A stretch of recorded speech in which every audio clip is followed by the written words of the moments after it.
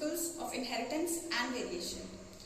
और इसमें हमने मेंडेलियन डिसऑर्डर स्टार्ट किया था जिसमें 4 हेडिंग्स की, उसकी अभी हम autosomal linked recessive disorders discuss कर रहे हैं। ऑटोसोमल लिंक्ड रिसेसिव डिसऑर्डर्स में in the previous lecture we discussed about sickle cell anemia. I told you it is one of the most important questions. Sickle cell anemia में हमने क्या देखा, this is sickle cell anemia. इसमें हमने क्या देखा कि जो कोडॉन्स होते हैं उसमें एक पॉइंट पे, सिर्फ एक पॉइंट पे, कोडॉन में सिर्फ एक पॉइंट पे एक बेस का चेंज आ जाता है। क्योंकि वो एक ही पॉइंट पे चेंज आया है इसलिए हम इसे कह सकते हैं पॉइंट म्यूटेशन। तो एक पॉइंट पे जहां पे ए था, ए की जगह यू हो गया, जिस वजह से पूरा कोडॉन GAG की जगह GUG बन गया। GAG की वजह से यहाँ जो अमाइनो एसिड बन रहा था वो था ग्लूटामिक एसिड, वेयरएज GUG की वजह से अब वैलिन बनना शुरू हो गया। इस एक पॉइंट म्यूटेशन की वजह से एक अमाइनो एसिड का चेंज आ गया। एक अमाइनो एसिड चेंज होने की वजह से जो नॉर्मल हीमोग्लोबिन की चेन बन रही थी, जो पेप्टाइड नॉर्मल हीमोग्लोबिन का बन रहा था, उसकी जगह पे HbS पेप्टाइड बनना शुरू हो गया। आई विल रिमाइंड यू, जो हीमोग्लोबिन होता है उसमें 2 अल्फा चेन्स और 2 बीटा चेन्स होती हैं। तो ये जो चेंज आया है ये बीटा चेन में आया है, हीमोग्लोबिन की बीटा चेन में आया बेटा, ठीक है। तो जिस वजह से HbS पेप्टाइड बन जाता है। सिकल सेल जो इसको सिकल सेल एनीमिया का कॉज बनता है। नॉर्मल हीमोग्लोबिन से अलग हीमोग्लोबिन हो गया जिसकी उतनी एफिनिटी ऑक्सीजन के साथ नहीं होगी जितनी नॉर्मल हीमोग्लोबिन की होती है, ठीक है। जिस वजह से जब इस इंसान को ज्यादा ऑक्सीजन की जरूरत पड़ती है, ऑक्सीजन टेंशन के टाइम पे, या तो ये भाग दौड़ रहा है, ज्यादा ऑक्सीजन की जरूरत है, सांस चढ़ रही है, या ये पहाड़ पे चढ़ रहा है जहां पे फिर से ऑक्सीजन टेंशन इसको फील हो सकती है, वहां पे जब इसकी आरबीसीज के अंदर ये जो नॉर्मल हीमोग्लोबिन है ये अच्छे से उसको कोशिश करता है इसके साथ बाइंड करने की, तो लेकिन बाइंड प्रॉपर तरीके से नहीं हो पाता है, तो उस चक्कर में जो आरबीसीज हैं वो यूं फोल्ड हो जाती हैं और शेप उनकी बन जाती है बाइकनकेव की जगह सिकल शेप वो गेन कर लेती हैं, ठीक है। बाइकनकेव की जगह, जो नॉर्मल बाइकनकेव शेप की जगह उनकी अभी सिकल शेप हो जाती है, ठीक है। तो ये सिकल शेप होने के लिए, sickle is that instrument which is used in gardening. Gardening में यूज होता है ना सिकल, तो उसको बोलते हैं। अब सिकल शेप हो जाती है, खुरपी टाइप समथिंग, आई थिंक खुरपी बोलते हैं शायद इसको, तो वो उसकी जैसी शेप हो जाती है इसकी, यूं फोल्डेड सा, जैसे एक राउंड चीज है यूं फोल्ड हो जाएगी वो, ठीक है। तो वो सिकल शेप हो जाएगा, तो उतना फिर उसका ऑक्सीजन टेंशन के कारण तो वो प्रॉपर अपना जो फंक्शन है हीमोग्लोबिन बनाने का, ऑक्सीजन को ट्रांसपोर्ट करने का, वो प्रॉपर तरीके से नहीं कर पाता है उस चक्कर में, लेकिन वो फोल्ड हो जाते हैं। ऐसे इंसान के आरबीसीज का टेस्ट करेंगे अगर हम, तो माइक्रोस्कोप के अंदर हमें ये सिकल शेप आरबीसीज ऑब्जर्व होने को मिलेंगे, ठीक है। देन और ये एक प्लियोट्रॉपी की भी एग्जांपल है। प्लियोट्रॉपी क्या होता है? प्लियोट्रॉपी होता है जहां पे एक पर्टिकुलर कोई भी एक particular set of genes, one set of genes is coding for more than one character, ठीक है। One pair of genes codes for more than one character, one pair of genes codes for more than one character. So this is what, ये क्या होता है जहां पे एक pair of genes more than one character के लिए code करे, दिस इज प्लियोट्रॉपी, ठीक है। तो दूसरा कौन सा चीज है? एक तो सिकल शेप आरबीसीज के लिए जहां पे इम्प्रॉपर हीमोग्लोबिन के लिए, और किस चीज के लिए कोड कर रहे हैं इम्प्रॉपर हीमोग्लोबिन के अलावा? इम्प्रॉपर हीमोग्लोबिन के अलावा देखो ये कोड कर रहा है इम्प्रॉपर हीमोग्लोबिन के लिए, उसकी इम्प्रॉपर हीमोग्लोबिन की वजह से आरबीसीज की शेप खराब हो जाती है। लेकिन ये किसके लिए कोड कर रहा है? आप सिकल शेप आरबीसी नहीं लिखोगे, ये किसके लिए कोड कर रहा है? अबनॉर्मल हीमोग्लोबिन के लिए। और इसके अलावा ये मलेरिया रेजिस्टेंस के लिए भी कोड कर रहा है, जहां पे हमने देखा कि यहाँ पे जो अलील्स पॉसिबल है वो 3 पेयर्स में ये HbA नॉर्मल हो जाएंगे, HbS सिकल सेल एनीमिक हो जाएगा। क्योंकि ये रिसेसिव है तो HbA HbS होगा, तो ये सिकल सेल एनीमिक नहीं होगा, लेकिन ये मलेरिया रेजिस्टेंस एग्जिबिट करेगा, क्योंकि HbS is coded not only for abnormal haemoglobin but also for malaria resistance. तो अफ्रीका में ये दोनों ही प्रॉब्लम्स बहुत ज्यादा कॉमन है, मलेरिया और सिकल सेल एनीमिया। वहां पे हम लोग देखते हैं कि जो नॉर्मल HbA होमोजाइगस हैं they die because of malaria, mostly they die because of malaria, and homozygous for HbS they die because of sickle cell anemia, whereas heterozygous उनको दोनों ही बेनिफिट्स मिलते हैं, मलेरिया रेजिस्टेंस का भी बेनिफिट मिल जाता है, plus HbS के लिए तो वो, अगर हम हीमोग्लोबिन के केस की बात करें इसके लिए तो वो रिसेसिव है, तो हीमोग्लोबिन उनमें नॉर्मल बनता है और मलेरिया रेजिस्टेंस उनको कन्फर हो जाती है, मलेरिया रेजिस्टेंस की property. So this is about sickle cell anemia का revision, and let me now move on to the next case. See, sickle cell anemia was the case, not only the case of autosomal linked recessive disorder, but also the case of pleiotropy. Similar is our next case. वो भी pleiotropy की भी example है, autosomal linked recessive disorder की भी example है। जी, मैं बात कर रही हूँ फिनाइल कीटोन यूरिया की। ठीक है, let me just rub this and I shall start with phenyl ketone urea.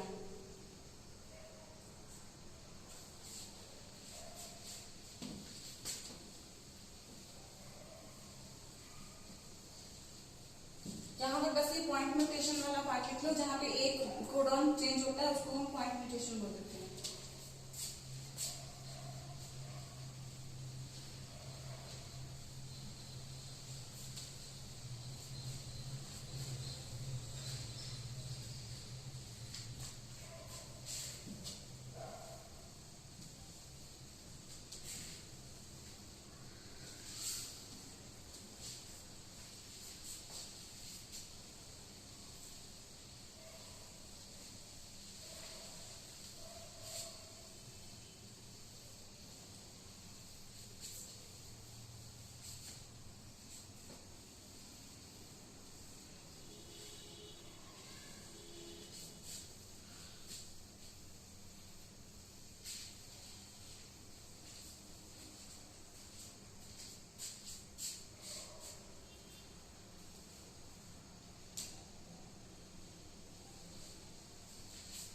So next disorder is phenyl ketone urea. Phenyl ketone urea is also autosomal linked recessive disorder. ठीक है, पहला point जब भी आपने note करना है तो पहला पॉइंट आपको ये बताना पड़ेगा किस टाइप का डिसऑर्डर है। It is an autosomal linked recessive disorder. ये ऑटोसोमल लिंक्ड रिसेसिव डिसऑर्डर के लिए जीन कौन से क्रोमोसोम पे प्रेजेंट होते हैं?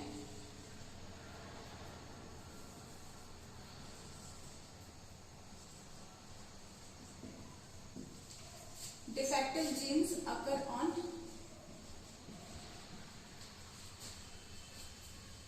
Chromosome number 12। तो ये क्रोमोसोम नंबर 12 के ऊपर ये जीन्स प्रेजेंट होते हैं, और जब भी ये क्रोमोसोम नंबर 12 के ऊपर ये पर्टिकुलर जीन है इस पे ये डिफेक्ट आता है। देखो नॉर्मल जीन किसके लिए है और डिफेक्ट क्या आता है, लेट्स सी। एक amino acid which is known as phenylalanine, it has to be converted into tyrosine for normal metabolism में. So this reaction happens in the liver, and for this enzyme required is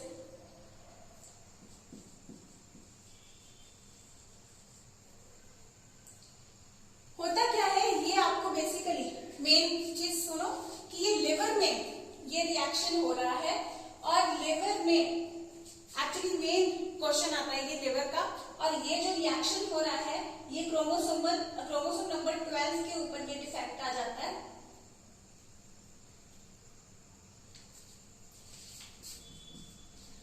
chromosome number 12 के ऊपर ये defect आ जाता है, और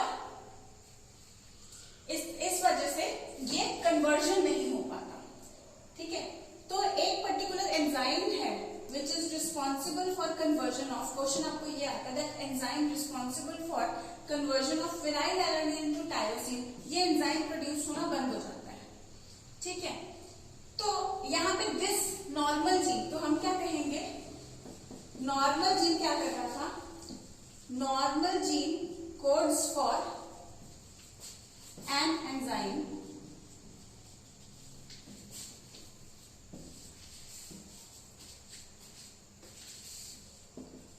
that is responsible for following reaction।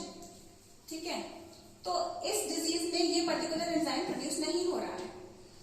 अब नाम कैसे याद करेंगे हम इसका, जब भी कभी रिएक्शंस होते हैं तो उसके बेस पे मैंने आपको नाम याद करने सिखाए थे जिन बच्चों ने मेरे क्लासरूम लेक्चर्स लगाए हैं। Substrate plus reaction, substrate plus reaction, तो यहाँ पे इस सबस्ट्रेट पे काम कर रहा है तो एंजाइम का नाम क्या होगा, पहले सबस्ट्रेट का नाम फिनाइल एलानिन। ठीक है, उसके बाद क्या हो रहा है इस एलानिन का, फिनाइल एलानिन का, देखो रिएक्शन हो रहा है लिवर में, तो इसकी बेसिकली क्या हो रही है, आप अज्यूम करके भी देख सकते हो, this is also amino acid, this is also amino acid, तो अलग तरीके के अमाइनो एसिड में ये कन्वर्ट हो रहा है।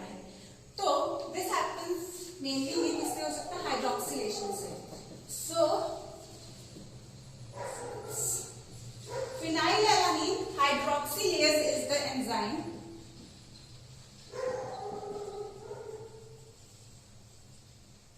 Phenyl alanine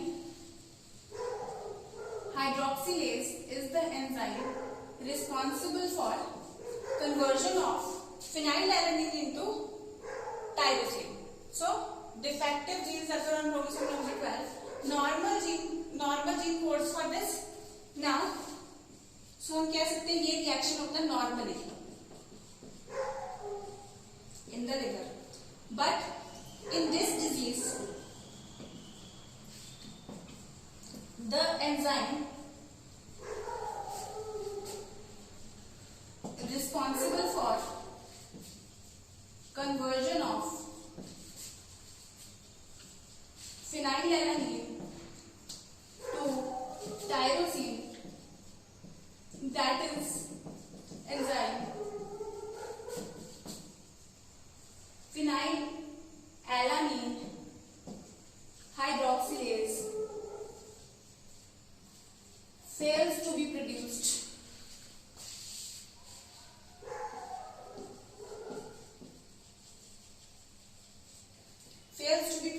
due to defect or mutation, mainly it is mutation in the gene coding for the enzyme। यानी कि क्रोमोसोम नंबर 12 के ऊपर जो पर्टिकुलर जीन इस फिनाइल एलानिन हाइड्रोक्सिलेज एंजाइम के लिए कोड कर रहा था उसमें डिफेक्ट आ गया, म्यूटेशन आ गई, जिस वजह से ये एंजाइम प्रोड्यूस नहीं हो रहा। ये एंजाइम का नॉर्मल फंक्शन था फिनाइल एलानिन को टायरोसिन में कन्वर्ट करना, जो अब नहीं हो पा रहा। तो ये फिनाइल एलानिन का अब क्या होगा, ये फिनाइल एलानिन पहले तो ब्लड में ही एक्यूमुलेट होना शुरू हो जाएगा, जिसे हम कहेंगे फिनाइल एलानिनेमिया। मैंने आपको काफी बार बताया है, एमिया का मतलब होता है इन द ब्लड। ठीक है, जो बच्चे फर्स्ट टाइम लेक्चर सुन रहे हो वो सुनिए, एमिया में आ जाता है ब्लड। ठीक है, जैसे यूरेमिया में यूरिया का लेवल बढ़ जाता है ब्लड के अंदर। ठीक है, ब्लड के अंदर यूरिया का लेवल बढ़ जाता है। एमिया यानी ब्लड के अंदर, uremia urea in the blood. ठीक है, तो अब क्या होगा, डिफेक्टिव हो गया। सो फिनाइल एलानिन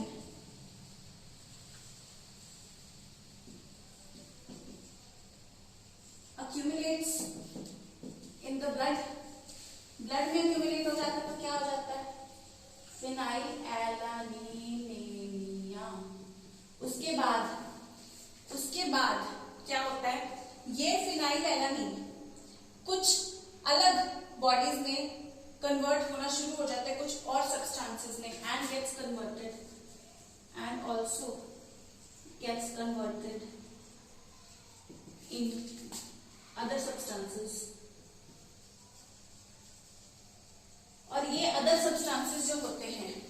ये फिर ब्रेन के आसपास इकट्ठे होने शुरू हो जाते हैं। अदर सब्सटेंसेस में मेन है phenyl pyruvic acid. Phenyl pyruvic acid और इसके अलावा भी कुछ और चीजें, देखो वो हो गया क्योंकि नाम क्या है, फिनाइल कीटोन यूरिया है ना, तो वो सब्सटेंस अभी अपने सिलेबस में नहीं है। Phenyl pyruvic acid plus other substance, some sort of ketone bodies related things. So अब ये इसमें कन्वर्ट होना शुरू हो जाता है. So this phenyl pyruvic acid and the other substances, ठीक है, these converted substances जो कन्वर्ट हो चुके हैं, these substances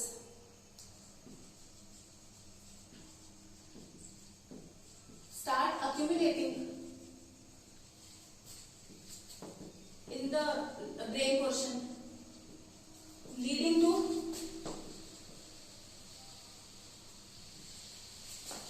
in the brain के आसपास, ब्रेन के इन द ब्रेन रीजन लिख देते हैं कि ब्रेन के आसपास आ जाते हैं, ठीक है, रिजल्टिंग इनटू मेंटल रिटार्डेशन। अब बेटा मैंने आपको कहा कि ये केस डिफेक्टिव जीन का तो है ही है, इसके साथ में ये केस भी सिकल सेल एनीमिया की तरह प्लियोट्रॉपी का भी केस है, यानी कि मल्टीपल कैरेक्टर्स एग्जिबिट करेगा।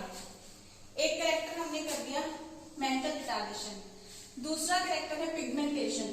अब पिगमेंटेशन में पर्टिकुलरली क्या होता है, पिगमेंटेशन भी इसमें लाइट होनी शुरू हो जाती है, जो हमारी स्किन को कलर जाता है, हेयर को कलर जाता है, तो वो पिगमेंटेशन लाइट होनी शुरू हो जाती है, ठीक है, डिक्रीज्ड या रिड्यूस्ड पिगमेंटेशन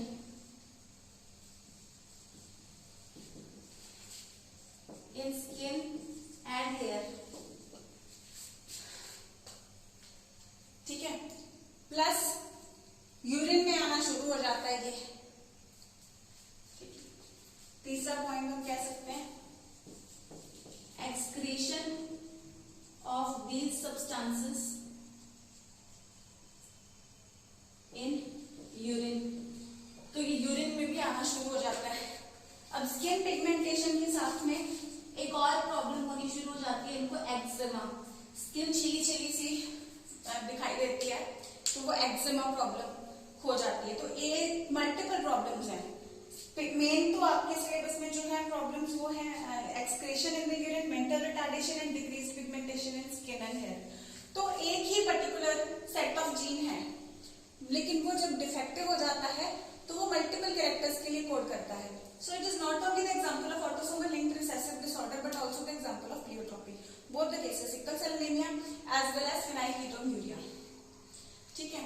अब एक चीज मैं आपको बताऊं, ये चाइल्ड का जब बर्थ होता है, so the child appears normal at birth, but within few weeks, near about 30 weeks, 30 to 40 weeks, within few weeks, 30 to 40 weeks, या कह लो within 6 months, वैसे ज्यादातर within 6 months इसमें mental retardation signs can be seen। Mental retardation fully developed हो जाता है, ज्यादातर mental retardation proper तरीके से 6 महीने में दिखना शुरू हो जाता है, और बाकी फीचर्स में प्रॉपर फिर 40 वीक्स तक हम लोग देख सकते हैं। लेकिन जब पैदा हुआ है तो ये बहुत कम होता है। और ये केसेस कहाँ पे होते हैं, ज्यादातर जो वाइट यूरोपियंस होते हैं, ठीक है, 1 in 18,000 cases in white Europeans are seen and it is rare in other parts of the world, rare in other races या rare in other parts of the world. इनमें ये देखने को मिला है कि यूरोपियंस में 1 in 18,000 births they suffer from phenylketonuria. I will repeat this, phenylketonuria. देखो यूरिन में ये सब्सटेंस रिलीज हो रहा है, ठीक है।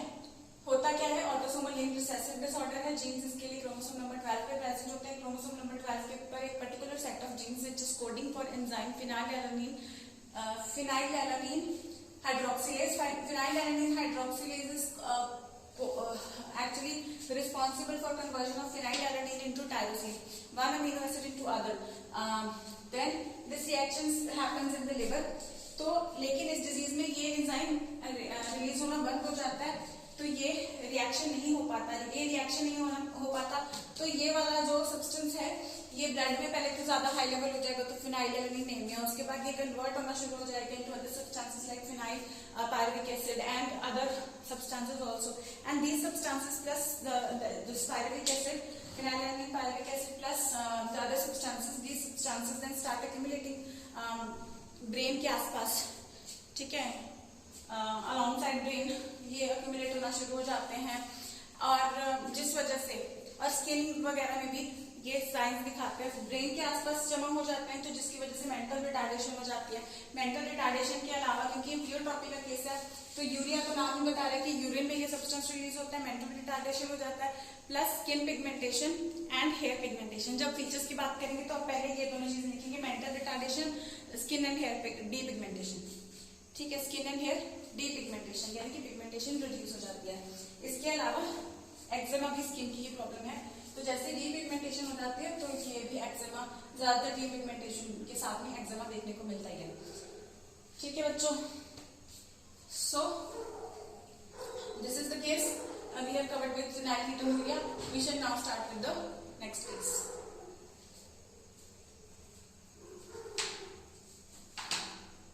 I will just rub this. इसका स्क्रीनशॉट ले लो या नोट कर लो पॉज करके, ठीक है। अब नेक्स्ट केस हम स्टार्ट करेंगे।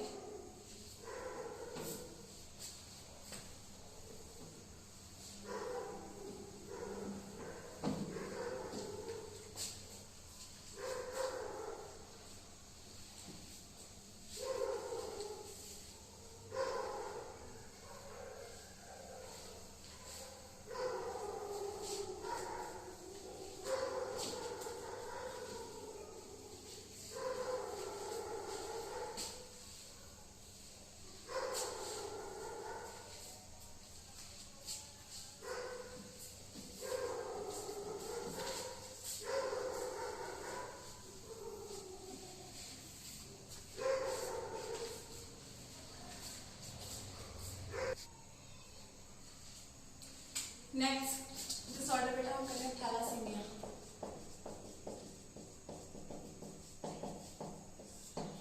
अब थैलासीमिया में भी हीमोग्लोबिन डिफेक्टिव होता है।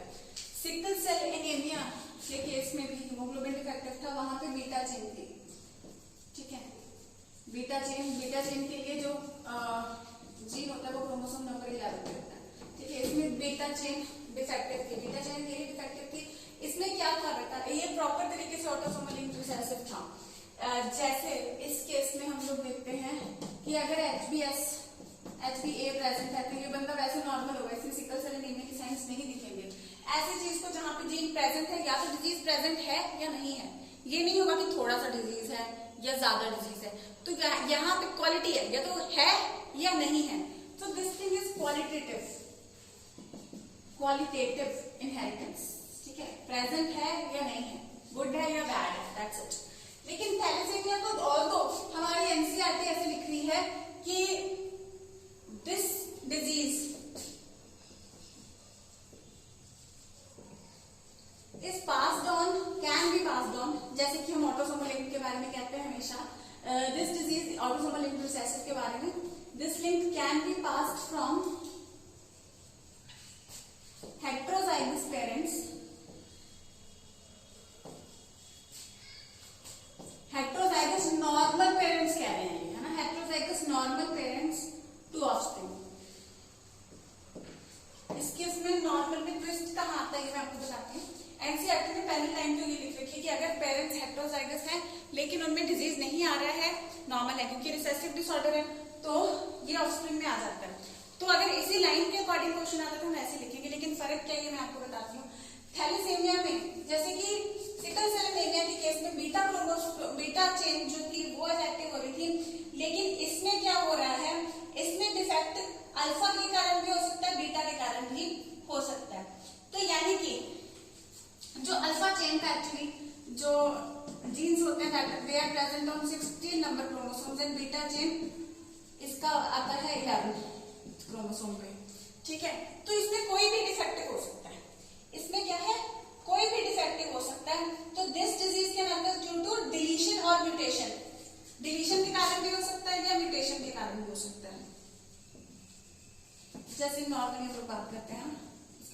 occurs due to deletion, या तो वो जीन डिलीट हो गया क्रोमोसोम से, डिलीशन और म्यूटेशन ऑफ नॉर्मल जीन।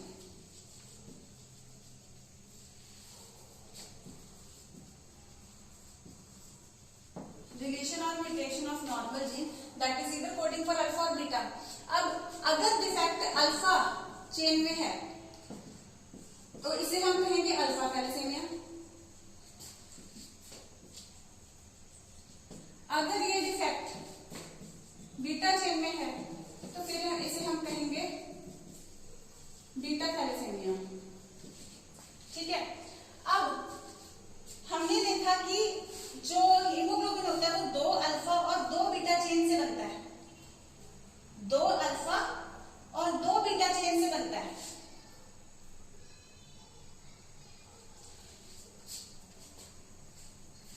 दो अल्फा और 2 बीटा चेन से बनता है, तो इसमें से कोई भी इफेक्ट हो सकता है।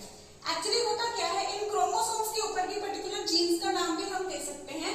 जो बीटा चेन के लिए है उसे हम HBB जीन बोलते हैं।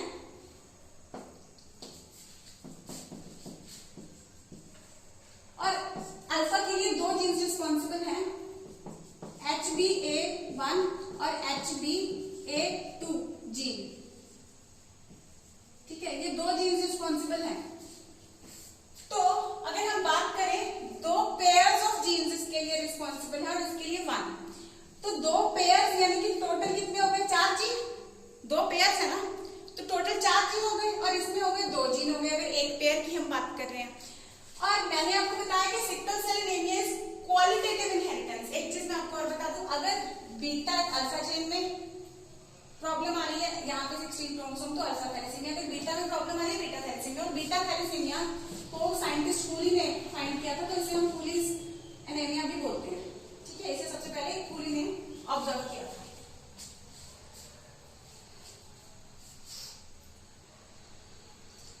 यहाँ तक रिपीट कर दूं क्योंकि आगे आप थोड़े कंफ्यूज हो जाओगे। तो थैलेसीमिया, थैलेसीमिया में होता क्या है, सिकल सेल एनीमिया में सिर्फ beta chromosome beta chain defective हो सकती थी।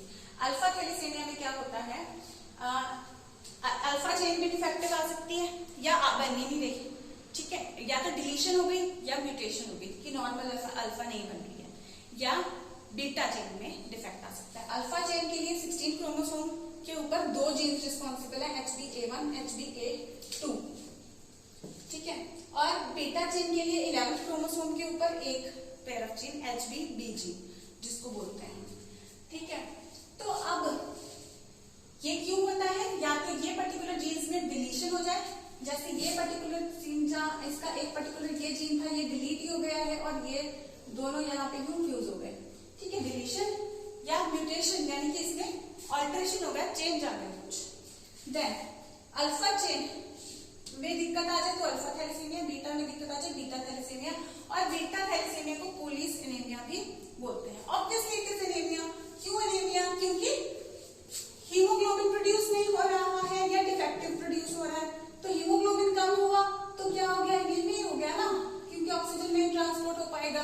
थैलेसीमिया के पेशेंट्स को ब्लड ट्रांसफ्यूजन भी, थैलेसीमिया सिकल सेल एनीमिया के पेशेंट्स को जितनी देर जिंदा रखना है हम लोग ब्लड ट्रांसफ्यूजन पे ही जिंदा रख सकते हैं, बार बार आरबीसी इन्फ्यूज करनी पड़ेगी इनको। ठीक है, अब होता क्या है कि जैसे मैंने बताया आपको, this is sickle cell anaemia, मैंने बोला क्वालिटेटिव इनहेरिटेंस है। यहाँ पे हम पहले तरफ में लिख दिया कि हेटेरोजाइगस नॉर्मल पेशेंट से ये आता है। दूसरी तरफ ये कह रहे हैं कि ये पर्टिकुलर डिजीज एक्चुअली ये हेटेरोजाइगस भी पूरी तरह से नॉर्मल नहीं होते, ऑल्दो इन्होंने टर्म यूज किया हेटेरोजाइगस नॉर्मल, बट हेटेरोजाइगस भी पूरी तरह नॉर्मल नहीं होते। रीजन क्या है, जैसे वहां पे क्वालिटेटिव है, थैलेसीमिया की होती है क्वांटिटेटिव इनहेरिटेंस। क्वांटिटेटिव इनहेरिटेंस यानी कि degree of disease depends on the number of defective genes, यानी कि ये 4 जीन्स हैं इसके ऊपर, 4 जीन्स हैं, 4 में से कितने डिफेक्टिव होंगे, 4 में से कितने डिफेक्टिव होंगे। ठीक है, क्योंकि होता क्या है, एक मदर से आया एक फादर से आया, ऐसे है। तो इसमें से क्योंकि 2 रिस्पॉन्सिबल हैं, तो 2 मदर से इधर से आए 2 फादर से आए। अब इसमें से भी जो इसकी मदर से आया, सपोज करो ये सपोज करो फादर से आया, तो फादर में भी एक अपने फादर से एक अपनी मदर से ऐसे होता है, प्लस क्रॉसिंग ओवर वगैरह करके जो भी आता है, तो ये चीजें अक्यूमुलेट इस तरीके से हो जाती है। ठीक है, तो यहाँ पे ये 4 जीन रिस्पॉन्सिबल हैं। एक जीन में डिफेक्ट है तो कितना थैलेसीमिया होगा, 2 जीन में डिफेक्ट है तो कितना थैलेसीमिया होगा, ऐसे होता है। इसको जैसे जो डिफेक्ट के कारण हमने कि अल्फा में डिफेक्ट है तो अल्फा थैलेसीमिया, बीटा में डिफेक्ट है तो बीटा थैलेसीमिया। आपके बुक में दूसरी क्लासिफिकेशन इसकी नहीं है, कम डिफेक्ट है तो थैलेसीमिया माइनर, ज्यादा है तो थैलेसीमिया मेजर, ये नहीं है आपके ऑल्दो इसमें। लेकिन मैं आपको जस्ट बता रही हूँ कि क्वांटिटेटिव इनहेरिटेंस आपके बुक में जस्ट इतना मेंशन है कि thalassaemia differs from thalassaemia and sickle cell anaemia, both are due to autosomal linked recessive बोल रखा है, and both are due to defect in the gene coding for hemoglobin. But the difference is that sickle cell anemia is qualitative inheritance का disease, whereas thalassemia is quantitative inheritance का disease. यानी कि जितने ज्यादा genes defective होंगे, more the number of genes are affected, more severe is the disease. ठीक है, तो लेकिन आपकी बुक कहती है कि इसमें क्या हो रहा है, क्योंकि थोड़े मॉलिक्यूल्स बन रहे हैं इसीलिए हम इसको क्वांटिटेटिव कह रहे हैं और उसको क्वालिटेटिव कह रहे हैं। होता क्या है कि हेटेरोजाइगस में से पूरी तरह वो नहीं है। हाँ ठीक है, उनमें ज्यादा प्रोमिनेंट नहीं दिखता होगा, माइनर रहता होगा मे बी, तो ज्यादा प्रोमिनेंट नहीं रहता होगा। ठीक है, लेकिन मेजर के केस में या जब मैक्सिमम डिफेक्ट ज्यादा आ जाता है तो यहाँ पे प्रोजेन में ज्यादा ये शो हो जाता है। Actually thalassaemia is a very big topic, इसकी ज्यादा डिटेल में भी हम जा सकते हैं, which you will go in your graduation. Major minor में भी हम आगे बहुत डिटेल आ जाती है, तो वो आपको अल्फा बीटा में मेजर माइनर की काफी ज्यादा डिटेल आ जाती है, वो आप लोग आगे कॉलेज में जाके करना। अभी के लिए जस्ट आपके सिलेबस में जो है थैलेसीमिया और सिकल सेल एनीमिया दोनों ही हीमोग्लोबिन में डिफेक्टिव के कारण होता है, ये क्वालिटेटिव और ये क्वांटिटेटिव। आपके बुक जो सेंटेंस लिखते हैं आप कैसे कर लेना, इसमें तो क्या है कि बीटा क्रोमोसोम प्रोड्यूस होता ही नहीं है, इसमें क्या है कि number of normal haemoglobin molecules are reduced. ठीक है, अदरवाइज ट्रू थिंग क्या है वो मैंने आपको एक बार बता दिया है। जस्ट रीड कि इसमें your book says this thing कि this is qualitative, it is not produce beta. Here number of genes present matter, कितने डिफेक्टिव जीन्स हैं बस वो मैटर करते हैं, जितने ज्यादा डिफेक्टिव होता है कम प्रोड्यूस होगा, जितने नॉर्मल है उतना नॉर्मल हीमोग्लोबिन प्रोड्यूस होता रहेगा। ठीक है, देन अल्फा चेन के लिए 16 क्रोमोसोम के ऊपर 2 जीन्स HbA1 और HbA2, और बीटा थैलेसीमिया के ऊपर क्रोमोसोम नंबर 11 के ऊपर HbB chromosome, HbB gene sorry, beta thalassaemia 11 number chromosome के ऊपर HbB जीन जो होता है वो डिफेक्टिव होता है। तो यहाँ पे 2 जीन्स हैं, तो 2 जीन्स 2 पेयर हो गए ना, 2 पेयर यानी टोटल 4, यहाँ पे 1 पेयर हो गया यानी 2, तो इस 4 में से कितने डिफेक्टिव होंगे, 2 में से कितने डिफेक्टिव होंगे वो मैटर करता है। एक्चुअली इसमें ज्यादा मैटर करता है 4 में कितने ज्यादा डिफेक्टिव होते हैं। अगर अल्फा चेन नहीं प्रोड्यूस हो रही है, डिफेक्टिव प्रोड्यूस हो रही तो अल्फा थैलेसीमिया, बीटा नहीं प्रोड्यूस हो रही तो बीटा थैलेसीमिया। सो हमारा मेनली जो इम्पोर्टेंट टॉपिक्स इसमें मेन आपके कंप्लीट होते हैं मेंडेलियन डिसऑर्डर्स के plus autosomal linked recessive disorders के। आपके रिसेसिव की ही दी हुई है, पहले हमने सेक्स लिंक्ड रिसेसिव कर लिया था, इसमें रिसेसिव की ही दी हुई है डिटेल जो ज्यादा दे रखी है। So study them nicely, we have covered 3 diseases under this category: thalassemia, phenylketonuria and sickle cell anemia. Study them nicely and all of them are very important for you. Questions इनसे related जो भी आपके पास हो उनको solve करके देखें। All the very best.